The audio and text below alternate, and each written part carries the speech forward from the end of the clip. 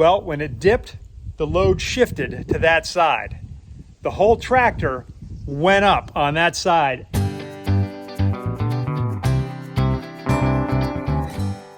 Good afternoon, I'm Mark. Welcome back to the farm. Well, I started off today spending some time moving my downed trees with the tractor over into what will ultimately be my big burn pile. Getting a little scared, it's getting kind of big. But that took me a little while to do this. It was a lot of material in that tree, those 4 trees, and but I was able to get it picked up and moved over. So that's a good advancement. This area is going to start getting a lot more light now for letting it eventually grow out to be pasture. And it's opening up, again, the channel which goes between this row of trees and this row of trees. It's going to be great. Interesting thing happened though, a little reminder, a safety note for me. Here's the tractor. This is the configuration that I had. I had the grapples going at the front, but in the back, I have no implement on the back. And I'm moving tree trunks and some other stuff that are pretty heavy. Now my tires have liquid in them. All right, so a chunk of them are filled with liquid to increase the rear ballast on it, so that when you pick stuff up in the front, the nose dives a little bit on the shocks, but it offsets with the weight in the back, so that way it'll let you carry more of a load and be safe and balanced. But when you're carrying trees, typically what I've done is I've put at least my box plate on the back, all right? So that adds several hundred pounds, it's more than that, but several hundred pounds to the rear to add rear ballast. Mostly when you're carrying branches and small stuff like that, it's not a big deal. It's not a big deal. But what happened was the big tree that I cut down, I had the tree trunk from the base to about, call it 20 feet. And I was carrying it here in the grapple, and it had a couple of limbs that were coming out, and to avoid running over them with the front tires and causing this, I lifted it higher. Well, you lift that weight higher, you raise your center of gravity higher. That area over there used to be watermelon fields. I've told you this before a couple of generations ago. So it's still got the rows.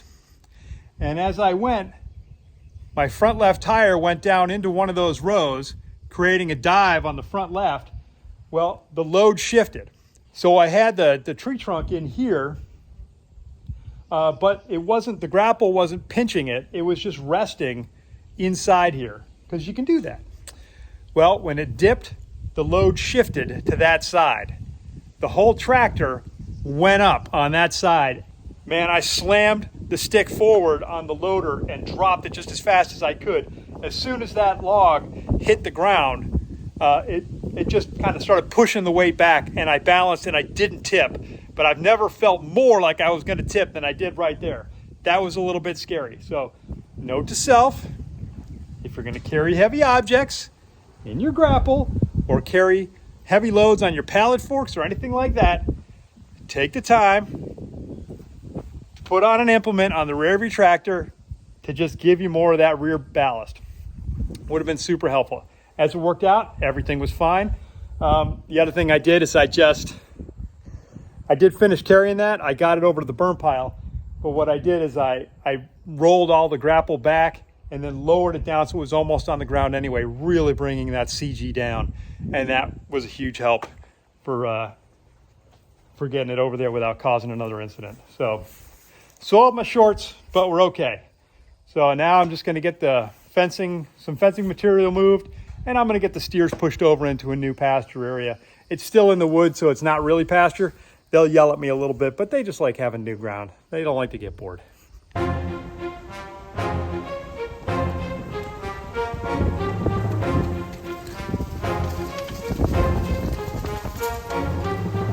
Good job, you guys. Whew, look at everybody getting their PT in. Yeah. I just tried a thing I saw online. I cut down this small tree that's in the area where the cows are, and they came running over to eat the leaves off of the down tree. Exactly what they did online, so check's good. Morning. Just finished the morning chores, and I'm just looking out at the pasture. I've got the steers still back over here in the woods, and I'm feeding them hay because there's obviously not that much forage in there, except for when I cut down a tree and they eat the leaves off that. But I'm looking at this pasture because I really want to get them on grass as soon as I can. It just takes a while for it to recover. And there's no sense in putting them back on pasture too soon because, man, they will pluck it down to dirt, and then you're hosed because it's just not going to recover. So you got to give it enough time to recover. I've been watering, which is something I haven't done before, to see if I can get it to react more rapidly. And it's kind of interesting. I don't know if we can see, but in areas where I've had heavier chicken presence, the grass is very green, it's thick, and it's getting long. In areas that, I don't know, either lesser chicken presence, or I don't know what the magic is with the soil other than the animals, the grass it looks anemic, right? It's a very light color, and it's thin and spread out, and it's not growing very fast, even though they've had the same amount of time. The soil here is very poor, right? It's very sandy, and pretty much everything just sort of falls through without seeming to make too big of an impact. I got to figure that out. I don't know if anybody has any ideas. I don't want to use chemical fertilizers, anything like that, because it does grow. It will grow and get thick. It just takes a long time, and that just may be the way it is. I am, trying to open up more and more areas for grass to grow, but that's going to take time. It's going to take time. That's why I'm cutting down trees and doing all that. I don't know. Let me know if you have any thoughts.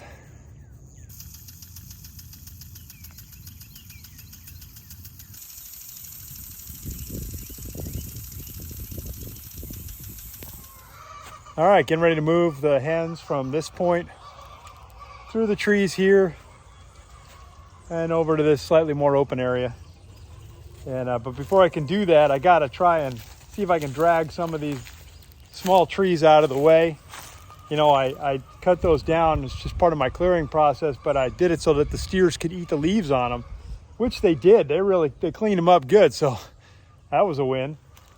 But I want to get these out of the way so it's just not something that's blocking me putting in, the poultry netting or anything like that, or driving through even, because it might be tough to drive over all that. So I'm going to clear some of this stuff out, or at least endeavor to.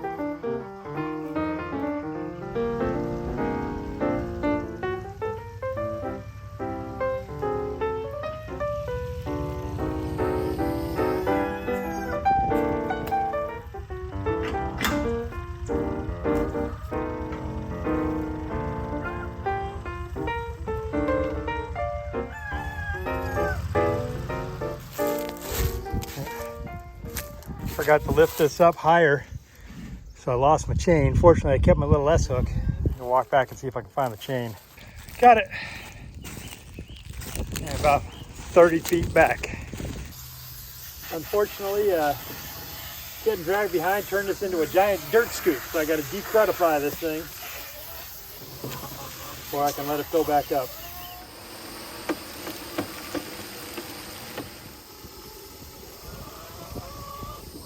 Tell you what, I love having the screen over this. I really recommend it. I haven't seen many other folks doing it, but around here there's like bits of leaves and dirt, and everything that can go in there will go in there, and it'll just frustrate you. So just a little piece of screen across that to filter it out. Doesn't get everything, but it gets most of it.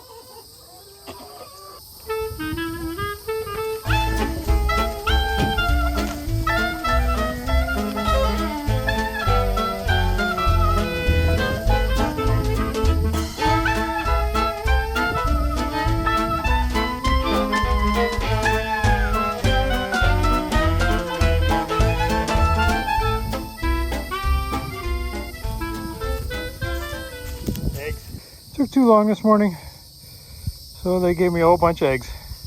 Could leave them in the coop, but it's not a good idea. I don't want to risk them pecking them or anything like that. Sometimes they do that, so we'll bring those in. Just means a lot fewer to collect this evening.